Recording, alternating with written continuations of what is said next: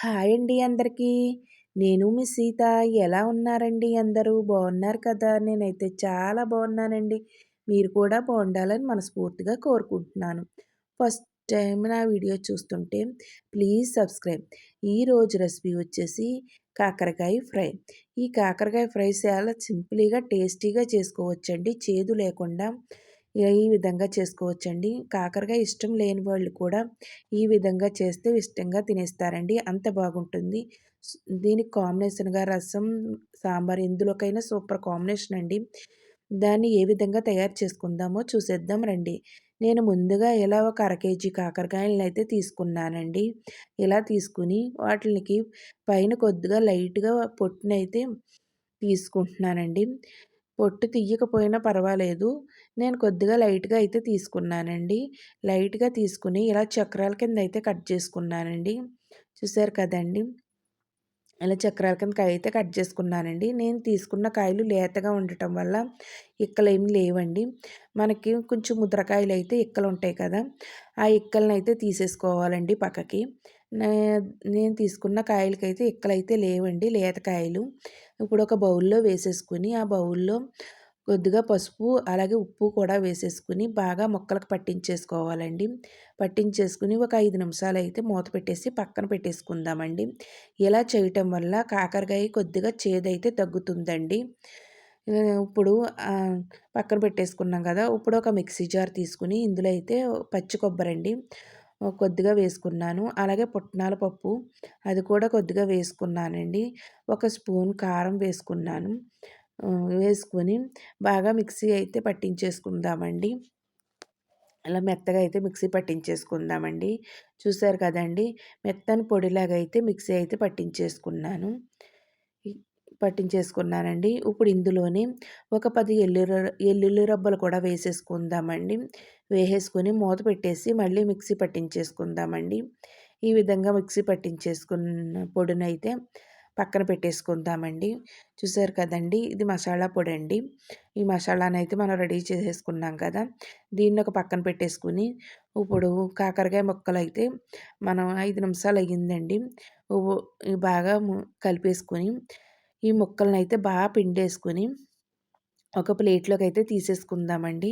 చూసాం కదండీ! వాటర్ అయితే వస్తదండి. ఇలా మొత్తం అన్నీ కూడా ముక్కలు పిండేసుకొని ప్లేట్లోకి తీసుకుందామండి. చూసారు కదండీ! వాటర్ అయితే వచ్చింది కదా! ఇలా చేయటం వల్ల కొద్దిగా చేదైనది తగ్గుతుందండి. మనకి ఫ్రై చాలా బాగుంటుంది కూడా. ఇప్పుడు స్టవ్ వెలిగించుకొని ఒక కడాయిని పెట్టుకుందామండి. కడాయి వేడెక్కాక 2 టేబుల్ స్పూన్లు అయితే ఆయిల్ వేసుకుందామండి. ఆయిల్ వేసుకుందాం. ఆయిల్ వేడెక్కాక మనం ఈ కాకరకాయ ముక్కలనైతే ఈ ఆయిల్‌లో వేసేసుకుందామండి. వేసేసుకొని మంటనైతే సిమ్‌లోనే పెట్టుకుంటూ వేయించుకోవాలండి. మనకి ఈ ముక్కలన్నీ కూడా లైట్ గోల్డెన్ కలర్ వచ్చేదాకా వేయించుకోవాలండి.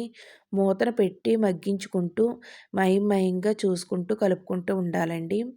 ఇలా కలుపుకుంటూ ఉండడం వల్ల మనకు తొందరగా వేగుతుందండి. మూత పెట్టేసి మగ్గించటం వల్ల తొందరగా వేగుతాయండి. ఇవి వేగనాకి కొంచెం టైం పడుద్ది కానీ ఓపికగా వేయించుకోవాలండి. చూసారు కదండీ! ఇలా లైట్ గోల్డెన్ కలర్ వచ్చేదాకా వేయించేసుకున్నాను కదండీ! ఇప్పుడు ఇందులోనే చిటికెడు పసుపు, అలాగే రుచికి తగ్గ సాల్ట్ కూడా వేసేసుకుందామండి. ఇలా వేసేసుకొని బాగా కలిపేసుకుందామండి. ఇలా కలిపేసుకొని మనం ఆడిపెట్టుకున్నాం కదండీ మసాలా. ఆ మసాలా పొడినైతే వేసేసుకుందామండి ఇందులోనే. వేసేసుకొని బాగా కలిపేసుకుందామండి. చూసారు కదండీ! బాగా కలిపేసుకున్నాం కదా!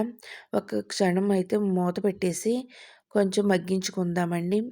ఇలా మగ్గించుకోవటం వల్ల మనకైతే ముక్కలకైతే బాగా పడుతుందండి ఈ మసాలా పొడి అన్నది. ఇలా మూత పెట్టి మగ్గించేసుకోవాలండి. మంటనైతే సిమ్‌లోనే పెట్టుకొని చూసుకోవాలండి. ఇలా మూత తీసుకొని బాగా కలిపేసుకోవాలండి. ఎంతో టేస్టీగా ఉండే కాకరకాయ ఫ్రై అయితే రెడీ అయిపోయిందండి. ఒక ప్లేట్ తీసుకొని ప్లేట్‌లో అయితే వేసేసుకుందామండి. చాలా సింపుల్‌గా టేస్టీగా చేసుకోవచ్చండి ఈ కాకరకాయ ఫ్రైనైతేని. దీనికి కాంబినేషన్‌గా రసం, సాంబారు ఎందులోకైనా సూపర్‌గా ఉంటదండి. సైడ్ డిష్ కింద అయితే పెట్టుకోవచ్చండి దీన్నైతేని.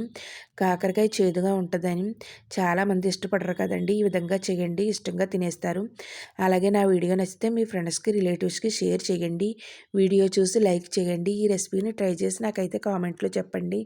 మీకైతే ఏ విధంగా వచ్చిందో. అలాగే వీడియో చూసిన తర్వాత లైక్ చేయటం మాత్రం మర్చిపోవద్దండి. వీడియో చూస్తున్నారు కానీ లైక్ చేయటం లేదండి. అలాగే ఒక ఛానల్ కూడా సబ్స్క్రైబ్ చేసుకోండి. బాయ్ అండి. నెక్స్ట్ వీడియోలో కలుసుకుందాం.